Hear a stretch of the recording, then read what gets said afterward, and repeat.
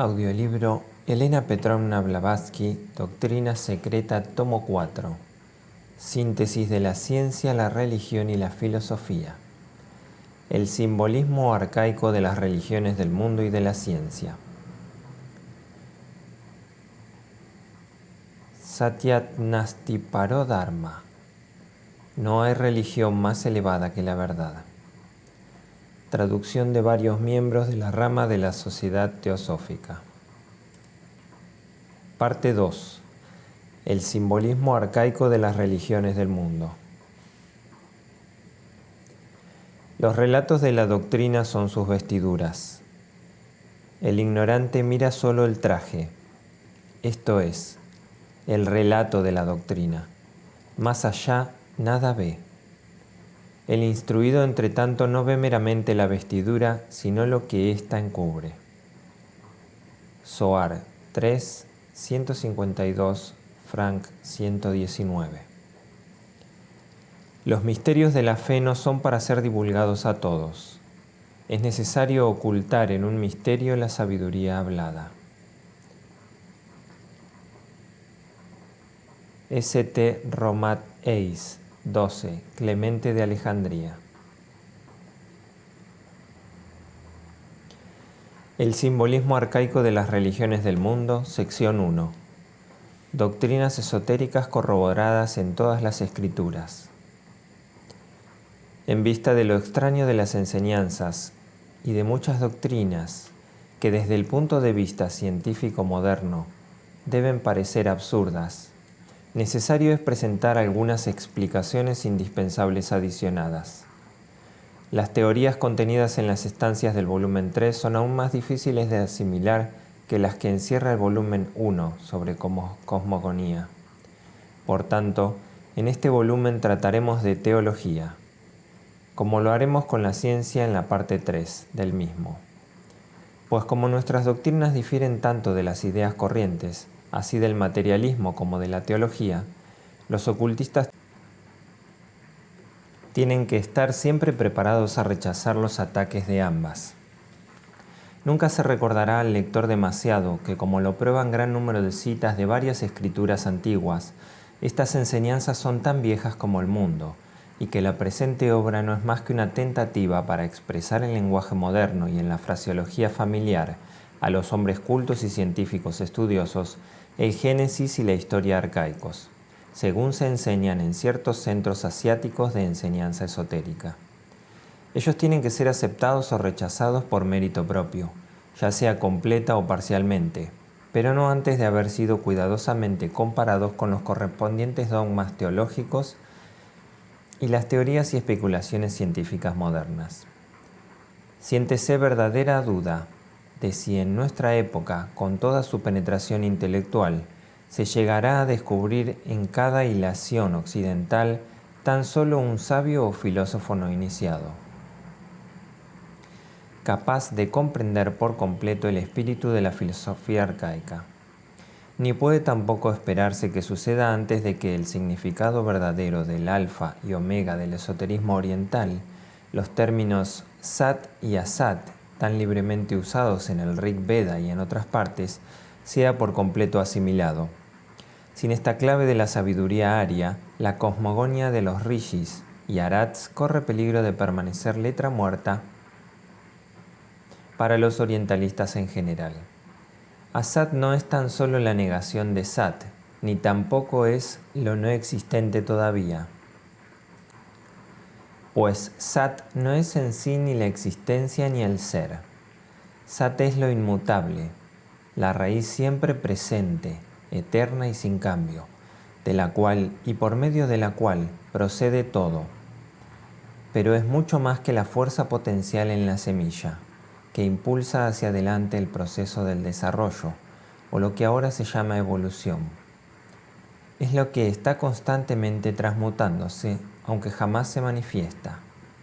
Cita al pie. La doctrina hegeliana que identifica al absoluto ser o seidad con el no ser y presenta al universo como un devenir eterno es idéntica a la filosofía Vedanta. Sat nace de Asat y Asat es engendrado por Sat, el movimiento perpetuo en un círculo, verdaderamente, aunque es un círculo que solo puede cuadrarse en la iniciación suprema, en el vestíbulo del Paranirvana. Barth hizo una reflexión sobre el Rig Veda que quiso ser una crítica fuerte y por tanto una opinión muy poco común y original, según se creyó de este volumen arcaico. Sucedió sin embargo que en su crítica, este sabio reveló una verdad sin que él mismo se diese cuenta de todo su alcance.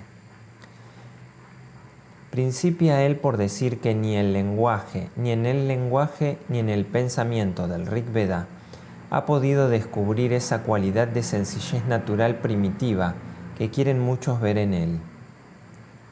Barth tenía a Max Müller ante su visión mental cuando escribió esto, pues el famoso profesor de Oxford ha caracterizado por completo los himnos de Rig Veda como expresión no sofisticada del sentimiento religioso, de una gente inocente y pastoril. En los himnos védicos, las ideas y mitos aparecen en su forma más fresca y sencilla, piensa el sabio sánscritista. Barth, sin embargo, es de diferente opinión. Tan divididas y personales son las opiniones de los sánscritistas respecto de la importancia y valor intrínseco del Rig Veda, que resultan completamente tendenciosas en cualquier sentido que se inclinen. Así, el profesor Max Müller declara que en ninguna parte se ve tan claramente la distancia que separa a los antiguos poemas de la India de la literatura más antigua de Grecia, que cuando comparamos los crecientes mitos del Veda con los mitos completamente desarrollados y decadentes en que se funda la poesía de Homero. El Veda es la verdadera teogonia de las razas arias, mientras que la de Hesíodo es una caricatura desfigurada de la imagen original.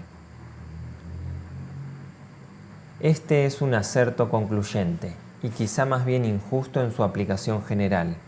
Pero, ¿por qué no tratar de explicarlo? Los orientalistas no pueden hacerlo, porque ellos rechazan la cronología de la doctrina secreta, y les es duro admitir el hecho de que entre los himnos del Rig Veda y la teogonia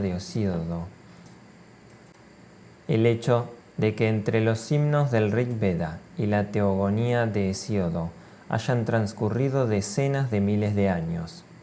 Así es que no ven que los mitos griegos no son ya el lenguaje simbólico primitivo de los iniciados, discípulos de los hierofantes dioses, los sacrificadores divinos antiguos, y que desfigurados por la distancia y recargados con el desarrollo exuberante de la fantasía humana profana, aparecen ahora como imágenes desfiguradas de estrellas en movientes ondas. Pero si la cosmogonía y teogonía de Hesíodo tienen que considerarse como caricaturas de las imágenes originales, ¿cuánto más ha de ser así con los mitos del Génesis hebreo? A la vista de aquellos para quienes no hay en ellos más revelación divina o palabra de Dios que en la teogonía de Hesíodo para Mr. Gladstone.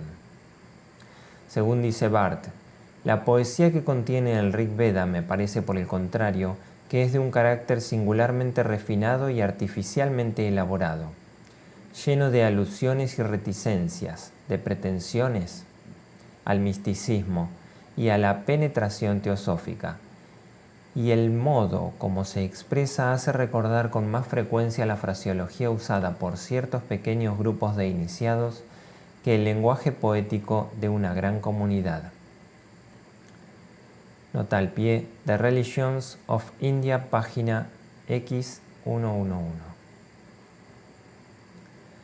No nos detendremos a preguntar al crítico qué es lo que él sabe acerca de la fraseología usada por los iniciados, o si él mismo pertenece a semejante agrupación, pues en este caso no hubiera ciertamente usado este lenguaje. Pero lo expuesto arriba demuestra el notable desacuerdo entre los sabios, aún respecto del carácter externo del Rig Veda. ¿Qué es, pues, lo que pueden saber los sánscritistas modernos acerca de su sentido interno o esotérico, salvo la exacta deducción de Barth de que esta escritura ha sido compilada por iniciados? Toda la presente obra es una tentativa para probar esta verdad. Los antiguos adeptos han resuelto los grandes problemas de la ciencia, por más que se resista el materialismo moderno a admitir el hecho. Los misterios de la vida y de la muerte han sido sondeados por las grandes mentes maestras de la antigüedad, y si los han conservado en el secreto y en el silencio, es porque estos problemas formaban parte de los misterios sagrados, que hubieran permanecido incomprensibles para la vasta mayoría de los hombres como lo son ahora. Si semejantes enseñanzas son consideradas como quimeras por nuestros adversarios en filosofía, puede que sean un consuelo para los teósofos el saber, bien probadamente, que las especulaciones de los psicólogos modernos, ya sean idealistas serios como Herbert Spencer o pseudo-idealistas descarriados, son mucho más quiméricas. A la verdad, en lugar de apoyarse en el firme conocimiento de los hechos de la naturaleza, ellas no son más que las insalubres fuegos fatuos de la imaginación materialista, de los cerebros que las han producido. Al paso que ellos niegan, nosotros afirmamos, y nuestra afirmación está corroborada por casi todos los sabios de la antigüedad. Creyendo en el ocultismo y en una hueste de potencias invisibles, decimos con buenos fundamentos, certus sum, sio quod credidi, a lo cual nuestros críticos contestan, credat judeus apela. Ninguno convence al otro, ni semejante resultado afecta ni siquiera a nuestro pequeño planeta. Pur si muove. Tampoco hay necesidad de hacer prosélitos, según observó el sabio Cicerón. El tiempo destruye las especulaciones del hombre, pero confirma el juicio de la naturaleza. Esperemos nuestra vez. Mientras tanto, no está en la constitución humana presenciar en silencio la destrucción de sus dioses, ya sean verdaderos o falsos. Y como la teología y el materialismo se han combinado para destruir los dioses de la antigüedad y tratan de desfigurar todo arcaico concepto filosófico, justo es que los amantes de la antigua sabiduría defiendan su posición, probando que todo el arsenal de ambos está cuando más formado de armas nuevas construidas con materiales muy viejos.